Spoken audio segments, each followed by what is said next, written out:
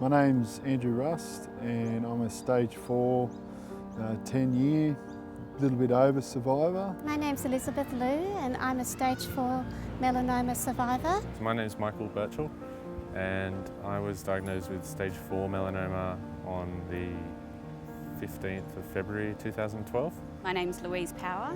I was diagnosed with stage 3 melanoma in May 2011.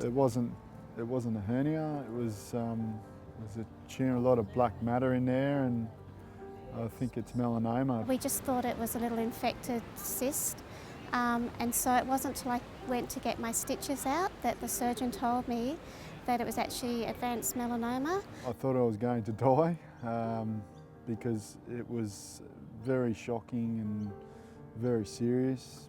I had a primary removed from my head, which I got a nice scar from, and then I had a PET scan and found some in my lung as well and had a third of that removed. We had a 1-year-old daughter.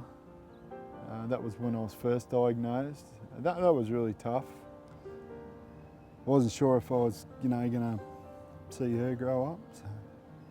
You don't ever imagine that anything's going to happen to you, and I was, I was in a very busy job. My career was going well. 25-year-old male, the world was my oyster, and just never thought it would be me, basically.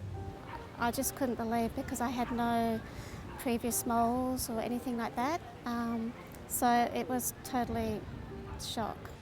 I had a lump on the side of my head that I really needed to get checked out, that I'd been told a number of times was nothing to worry about. 4.5 years it nearly was, and nothing had come back, and I was starting to feel pretty confident that, perhaps I was sort of one of the rare percentage that might have skated through. I think the hardest thing for me was knowing how much my family were hurting, with their worry about me. They decided to operate again, and sort of again another fairly large scar, sort of from here all the way down to here. It just was like the biggest wake-up call you could ever imagine. It's just, just made me think, what are we really here for? Let's just do it. Like, let's get married, let's have a great day, let's celebrate. My sister and I went through a week of tests. I had tests every day and she was there with me. Our song during that time was Helen Reddy's I Am Woman, and we played it a lot, and we were just like, something can push us down but we'll get back up again, and we were a really good team, actually. March this year I was just put on a trial. And then I got put onto a trial drug, BMS trial for anti-PD-1 in February this year. It was sort of really comforting to know that in the back of my mind there was some hope that it might even give me a few more years. And so yeah, I've been doing that since February and it's going really well. I've been responding, my body's been responding great to it. I mean, I definitely decided I didn't want to die, so that was a pretty easy decision. So whatever treatment or operation that they suggested, I was going to do it because, I wanted to stick around. I still want to stick around. The first time we walked into the Melanoma Institute, just from being in this little doctor's office in London to being in this amazing building where you could see the resources available to you, was just, this is the place I need to be. Some people have asked me, do you think you've got the best doctor looking after you?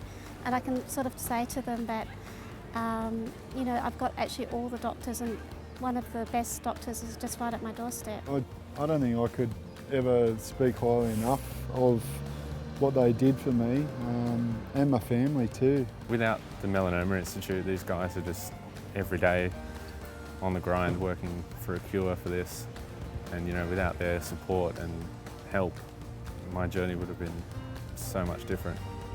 I really think they will find a cure in the future. And I guess all of us want quality of life. It's the small moments in life where they have that really nice holiday or that great experience with their family or friend, you know, to have that sort of taken away from you at any stage of life because of a disease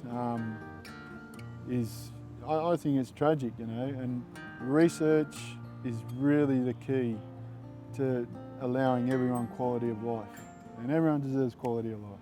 So